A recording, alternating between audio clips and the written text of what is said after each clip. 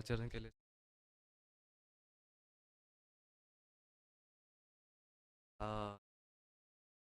नमो सीतां नमो आयतानं नमो वज्रायानं वसाहु कलं भगवान् वीरो कलं गौतमो गणी कलं कुन्दकुन्दाद्यो तेन धर्मोऽस्तु मङ्गलम् सर्वमाङ्गल्यमाङ्गल्यं सर्वकल्याणकारकं ददानं सर्वधर्माणां नैनं जयतु शास्त्रं कलमय मङ्गलकरन् वीतरागविज्ञान नमो ताई जाते भई हरिहंतादिमान हंतादिमान। आज हम वितराग विज्ञान पाठमाला भाग 1 के माध्यम से माँ परमात्मा पर चर्चा करेंगे।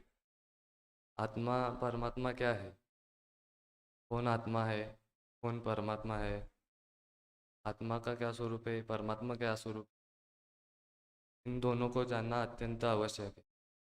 मैं आत्मा हूँ और जो वेदी पर विराजमान है वो परमात्मा है। तो मैं आत्मा हूँ और वे परमात्मा है। क्यों परमात्मा आत्मा नहीं होते क्या? आत्मा तो होते ही। हमारी जो आत्मा है और परमात्मा की जो आत्मा है, इन दोनों में फर्क क्या है? आत्मा कितने प्रकार की होती है, आत्मा के भेद प्रभेद क्या है, आत्मा कहते कैसे है? देखो, हम स्वयं आत्मा है और उस आत्मा का स्वरूप जाने बिना परमात्मा परमात्मा नहीं बना जाता। हम एक ये हम नहीं कह रहे, ये योगिंदु देव कह रहे। आत्मा परमात्मा की चर्चा योगिंदु देव कर रहे। योगिंदु देव नामक एक आचार्य है, एक मुनिराज है। यो- योगिंदु देव की एक बहुत सुंदर रचना है योगसार। योगसार प्राकृत अपभ्रंश में लिखी गई रचना है। योगसार योगसार में आध्यात्मिक वर्णन किया गया है। और दूसरा एक ग्रंथ है परमात्मा प्रकाश। योगेंद्र देव के इन इन दो इन दो ग्रंथों के माध्यम से आज आप चर्चा वितरक विज्ञान में चर्चा दी गई, वो चर्चा हम आज करेंगे। यहाँ पर संवादात्मक चर्चा दी हुई है। एक योगेंद्र देव स्वयं है और दूसरे उनके शिष्य प्रभाकर नाम के एक शिष्य है। तो प्रभाकर प्रभाकर योगेंद्र देव को पूछता है, आत्मा और परमात्मा का स्वरूप क्या है बताइए। मतलब कि इसको पता ही नहीं कि इसको पता ही नहीं कि मैं कौन हूँ, इसको पता ही नहीं कि मैं सुखी कैसे हो सकता हूँ। ये समझ में आता है, वो सुखी होने के नाम पर करता जाता है। अपने आत्मा की खबर हुए बिना, मतलब अपने आप की खबर हुए बिना कहीं भी संसार में सुख नहीं है। पहले पहचानो कि तुम कौन हो, पहले पहचानो कि तुम्हें जाना कहाँ है, पहले पहचानो तुम्हारा स्वरूप क्या है, मुक्ति मार्ग क्या है। मुक्ति मार्ग कहते हुए उमा स्वामी आचार्य ने कहा है कि सम्यक दर्शन ज्ञान चारित्र मोक्ष मार्ग। मतलब सम्यक दर्शन, सम्यक ज्ञान और सम्यक चारित्र ही मोक्ष मार्ग है। वो प्रभाकर ने प्रश्न क्या पूछा था, आत्मा और परमात्मा का स्वरूप क्या है।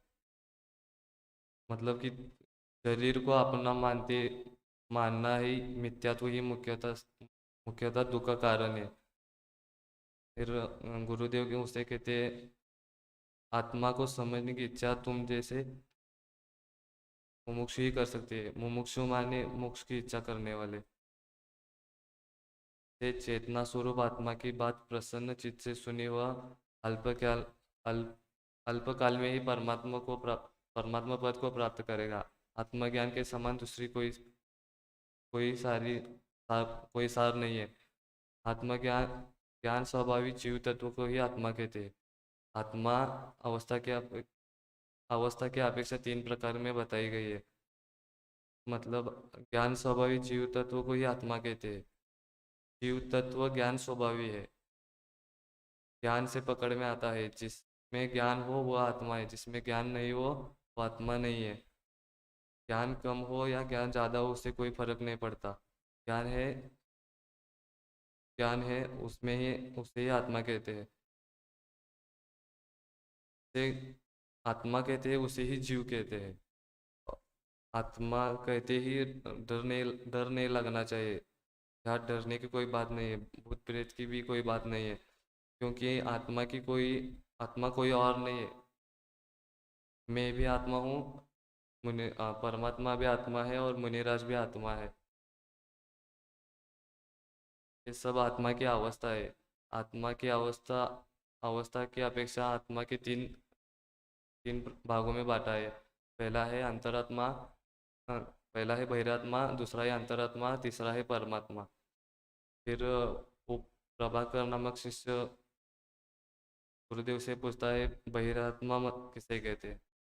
बहिरात्मा, फिर गुरु योगेंद्र देव कहते हैं कि बहिरात्मा मतलब बाहर में आत्मा देखने वाले, पंचेंद्रिय के साथ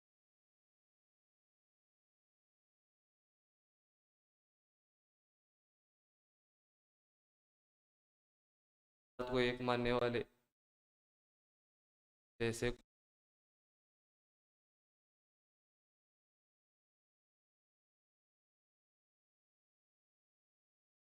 ऐसी कोई चीज़ हो, यानी बच्चों की दृष्टि से हो तो खिलौना हो, हमारी दृष्टि से मोबाइल लैपटॉप आदि हो। ऐसा ऐसा लगता है कि वो बहुत अच्छी चीज़ है, अगर वो चीज़ टूट जाए कैसा लगता है, कैसा फील होता है, मर गए ऐसा फील होता है ना। वो चीज़ जाते ही हमें ऐसा महसूस करने लगती है कि वो चीज़ नहीं गई, वो चीज़ नहीं टूटी, हम ही टूट गए, हम ही गए। का मतलब है कि हम उस वस्तु वस्तु से भिन्न महसूस नहीं करते। वो वस्तु भिन्न भिन्न पदार्थ है, यानी बहिरात्मा को बाहर में सुख दिखेगा। बस यहाँ पर सब बात आ गई, में सारी बात आ गई। वस्तु में वस- वास्तव में सुख बाहर नहीं है, सुख तो भीतर में है। आपसे आपसे पूछता हूँ, हम परमात्मा महावीर भगवान और आदिनाथ भगवान को पूर्ण सुखी मानते हैं, सुखी मानते हैं, तो भगवान महावीर भगवान सुखी है, किस वजह से सुखी? अंदर से सुखी है, बाहर से सुखी नहीं है।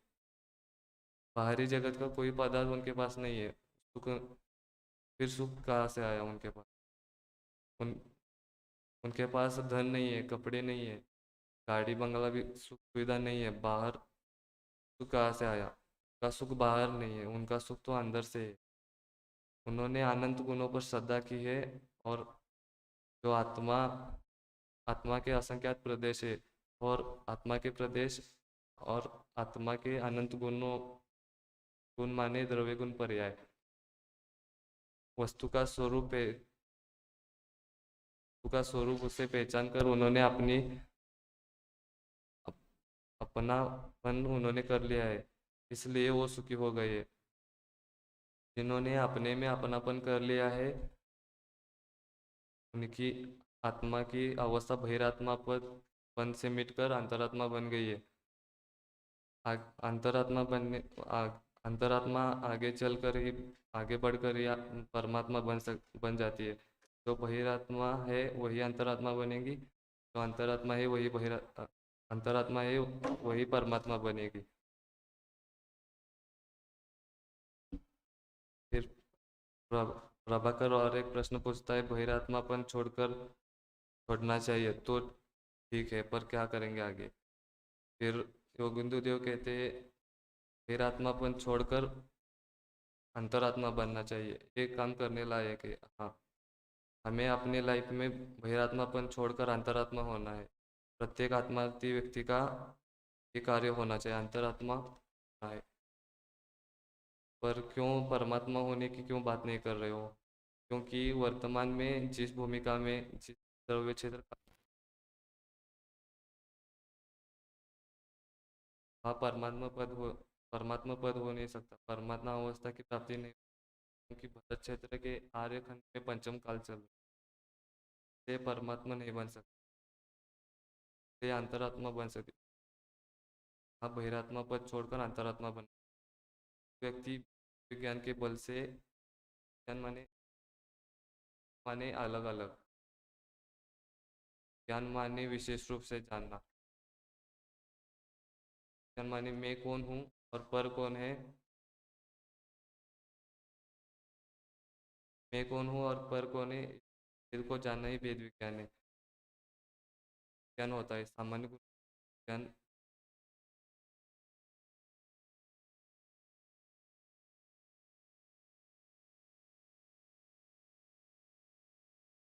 कहते हैं जो वेद विज्ञान के बल से आत्मा को देहादिक से भिन्न ज्ञान और आनंद स्वभाव जानता है, मानता है और अनुभव करता है, वही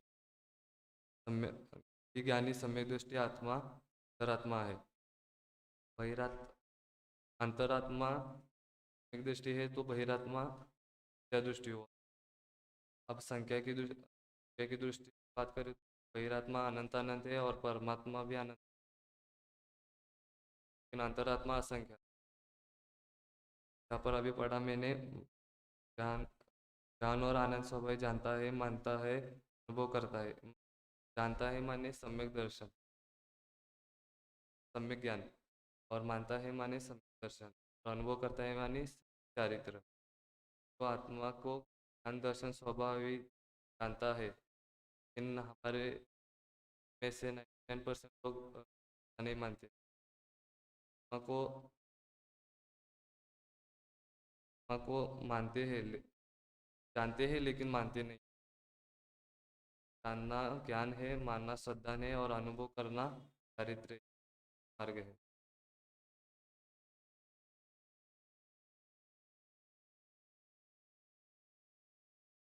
अंतरात्मा की तीन भेद है, उत्तम अंतरात्मा, मध्यम अंतरात्मा और जगन्नाथ अंतरात्मा। मतलब अंतरंग और बहिरंग दोनों दो प्रकार के परिग्रह से रहित शुद्धोपयोगी एक मुनि 12वें गुणस्तरवर्ती उत्तम अंतरात्मा है।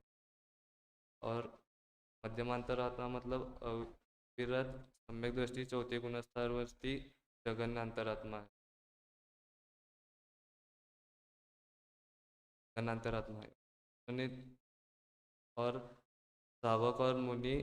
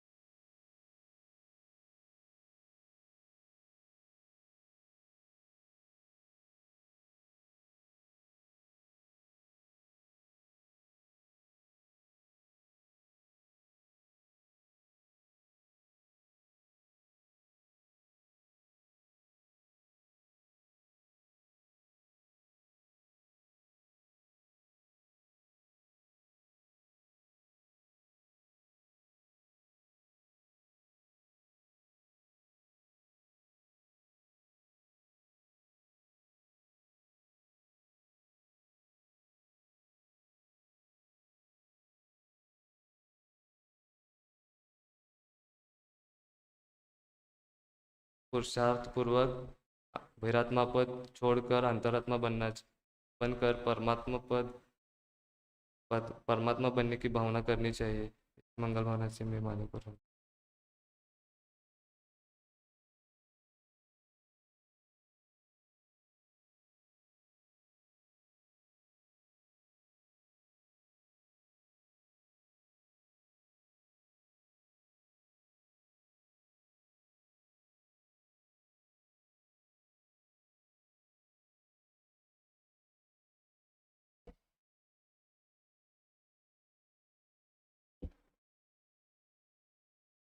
कौन आत्मा है और कौन परमात्मा है।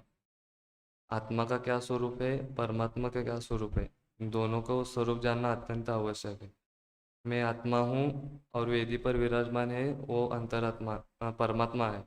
तो मैं आत्मा हूँ और परमात्मा परमात्मा आत्मा आत्मा है। इन दोनों में क्या फर्क है। आत्मा कितने प्रकार की होती है, आत्मा के कितने भेद प्रभेद है। आत्मा कहते ही किसको आत्मा कहते किस है। देखो, हम स्वयं आत्मा है और उस आत्मा का स्वरूप समझे बिना परमात्मा बना नहीं जाता। हम ये योगिंद्र देव कह रहे हैं। योगिंद मुनिराज योगिंद्र देव के जीवन के बारे में विशेष जानकारी अब तक उपलब्ध नहीं है। योगिंद्र देव के बारे में, योगिंद्र देव के काल के बारे में माना विभिन्न मत है। इनका काल 6वीं शताब्दी से लेकर 11वीं शताब्दी तक माना जाता है। इनके ग्रंथों पर कुंद कुंद कुंद कुंद का प्रभाव कुंद कुंद का प्रभाव स्पष्ट दिखाई देता है। योगेंद्र देव ने कुंद कुंद से बहुत कुछ सीख लिया है। पूज्यपाद के समाधि शतक और योगेंद्र देव के परमात्मा प्रकाश में भी घनिष्ठ समानता दिखाई देती है। उनके द्वारा बताए गए परमात्मा प्रकाश और योग सार ही उनकी कीर्ति के अक्षय भंडार है। इन इन ग्रंथों में उन्होंने अध्यात्म के गूढ़ तत्वों को सहज और सरल भाषा में समझाया गया है। यह आत्मा परमात्मा पाठ इन दो ग्रंथों के आधार पर ही लिया गया है। प्रभाकर नामक शिष्य उनके गुरुओं से पूछता है कि आत्मा और परमात्मा का क्या स्वरूप है, कृपा कर समझाइए। क्योंकि आत्मा अपने स्वरूप को भूलकर दुखी हो रहा है, इसलिए वो पूछता है कि आत्मा और परमात्मा का स्वरूप क्या है वो बताइए। फिर योगेंद्र देव कहते हैं कि आत्मा को समझने की इच्छा तुम जैसे मुमुक्षु कर सकते हैं, जिसने चेतन स्वरूप आत्मा की बात प्रसन्न चित्त से सुनी है, वह अल्प अल्पकाल में ही परमात्मा पद को प्राप्त करेगा। आत्मज्ञान के समान दूसरा कोई सार नहीं है। फिर आगे बताते हुए उन्होंने कहा कि ज्ञान स्वभाविक जीव तत्व को ही आत्मा कहते हैं। वो आत्मा अवस्था की अपेक्षा 3 प्रकार का है। बहिरात्मा, अंतरात्मा और परमात्मा। फिर प्रभाकर पूछता है बहिरात्मा किसे कहते हैं। फिर योगेंद्र देव कहते हैं जो शरीर को आत्मा तथा अन्य पदार्थ और राग आदि में अपनापन मानने वाला, या शरीर और आत्मा को एक मानने वाला जीव ही बहिरात्मा है। वह अज्ञानी मिथ्या दृष्टि है। आत्मा को छोड़कर अन्य बाह्य पदार्थों में अपनापन मानने के कारण ही यह बहिरात्मा कहलाता है। अनादि से यह आत्मा शरीर की उत्पत्ति में ही और अपने शरीर की उत्पत्ति में ही और शरीर के नाश में ही अपना नाश तथा शरीर के संबंध रखने वाले को अपना मानता आ रहा है। अब तक यह भूल न निकले तब तक जीव बहिरात्मा अर्थात मिथ्या दृष्टि रहता है। फिर प्रभाकर प्रभाकर बोलता है बहिरात्मापन छोड़ना चाहिए, अतः तो ठीक है। पर योगेंद्र देव कहते हैं बहिरात्मापन छोड़कर अंतरात्मा बनना चाहिए। जो व्यक्ति भेद विज्ञान के बल से आत्मा को देहादिक से भिन्न और ज्ञान आनंद स्वाभाविक जानता है, मानता है और अनुभव करता है, वही ज्ञानी सम्यक दृष्टि आत्मा ही अंतरात्मा है।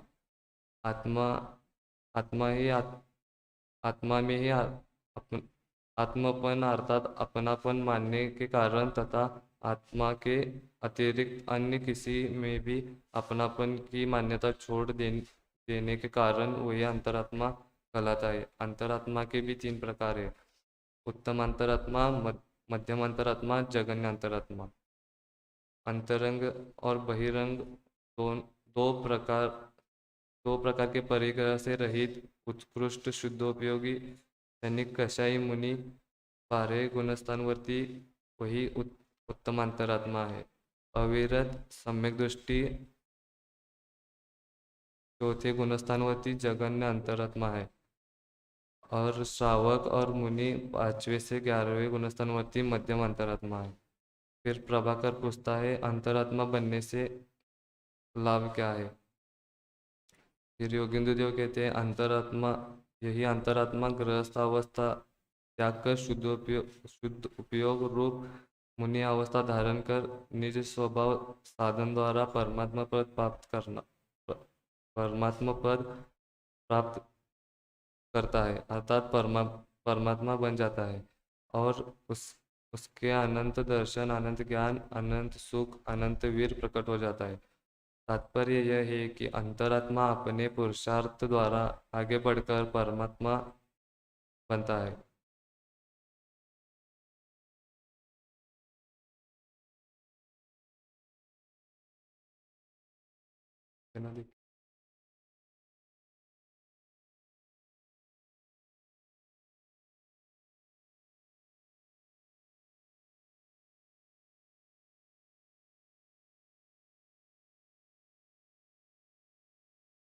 आत्मा के अवस्था के अपेक्षा तीन प्रकार की होती है। एक बहिरात्मा, दूसरा अंतरात्मा, तीसरा परमात्मा। फिर बहिरात्मा माने बाहर, जो जीव बाहर में आत्मा देखता है वह बहिरात्मा होता है। अंतरात्मा माने जो अपने आत्मा को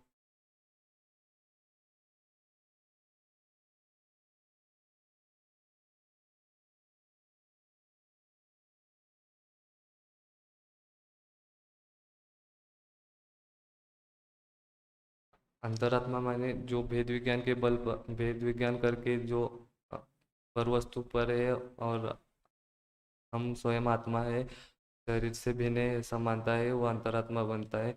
और अंतरात्मा ही आगे जाकर परमात्मा बनता है। परमात्मा के भी दो भेद है। सकल पर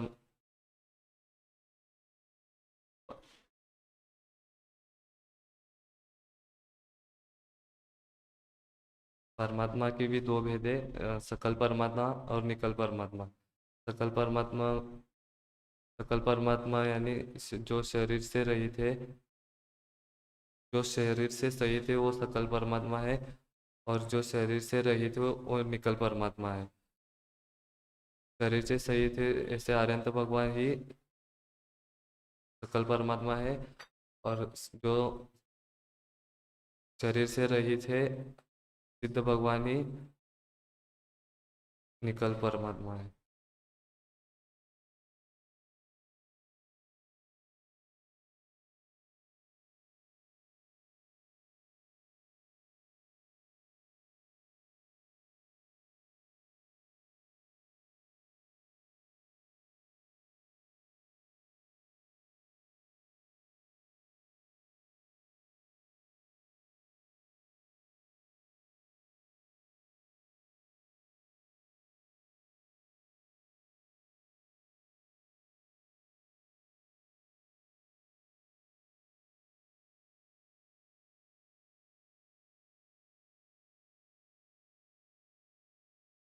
अंतरात्मा के भी तीन भेद होते हैं: उत्तम अंतरात्मा, मध्यम अंतरात्मा और जघन्य अंतरात्मा। उत्तम अंतरात्मा में 12वें गुणस्थानवरती ही उत्तम अंतरात्मा होते हैं। और जघन्य अंतरात्मा में चौथे गुणस्थानवरती ही जघन्य अंतरात्मा होते हैं। और 5वें से लेकर 11वें गुणस्थानवरती ही मध्यम अंतरात्मा होते हैं।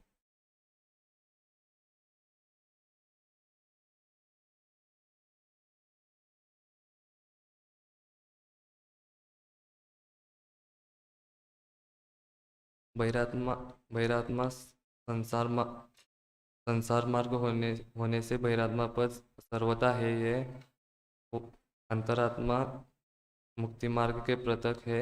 अतः अंतरात्मापन कथनचित उपादेय है तथा परमात्मापन अतीन्द्रिय सुखदायक होने से सर्वथा उपादेय है। अतः सबको पुरुषार्थ पूर्वक बहिरात्मा पद छोड़कर अंतरात्मा बनकर परमात्मा बनने की भावना करनी चाहिए। मंगल।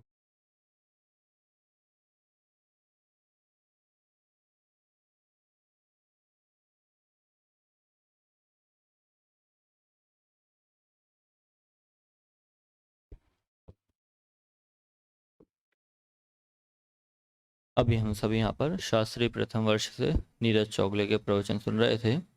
आपने आत्मा और परमात्मा विषय पर अपने प्रवचन किए हैं। आपने एक लाइन बोली थी कि आत्मा के संबंध में आत्मा को डरना नहीं चाहिए, बोला था। तो फिर उसको थोड़ा अपन अप्लाई करें तो अपना प्रवचन बहुत अच्छा हो जाता, नहीं हो जाता? यही बात है, यदि अपन जो पढ़ रहे हैं उसको अपने ऊपर लागू करके देखेंगे तो हर चीज़ में अपन अव्वल होंगे। चलिए, वो बात तो सही है। ये जो आपने अभी विषय बनाया था, ये विषय आपने बनाया था कि किसी दूसरे ने बनाया था? जो आपने 3-4 पेज लिखे थे नोट्सबुक में, पूरा आपने ही बनाया था, आपने ही लिखा था? अच्छा, कैसे बनाया था आपने?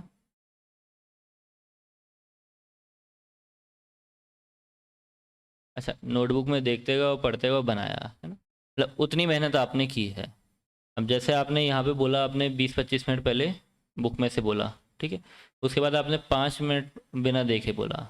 तो आपने जो बोला ना, उसमें ही आपकी टोन में अंतर आ गया था। मतलब आप जो पढ़ रहे थे उसमें आप थोड़ा धीमा पढ़ रहे थे। जैसे ही आपने सिर ऊपर उठा के बोला, वैसे ही आपकी आवाज़ में भारीपन आ गया। मतलब आप अच्छे से बोल पाए थे, भले ही आपने जितना बोला उतना आपने समझा। तो मूल तो अपन को ये करना है, जो अपन विषय ले रहे हैं, चाहे अभी भी प्रवचन में लें या क्लास कर लें, अपन समझने की कोशिश करें। अपन समझने की कोशिश करेंगे ना, आत्मविश्वास अपने आप आएगा, डर अपने आप भाग जाएगा। और थोड़ा आपस में बोलो, थोड़ा ज़्यादा बोलो, ठीक है। और मूल में अपन क्या होता है कि ये जो अपन विषय पढ़ते हैं ना, इसकी अपन को उपादेयता नहीं दिखती है, इसलिए अपन उसको इतना अच्छा ग्रहण नहीं कर पाते।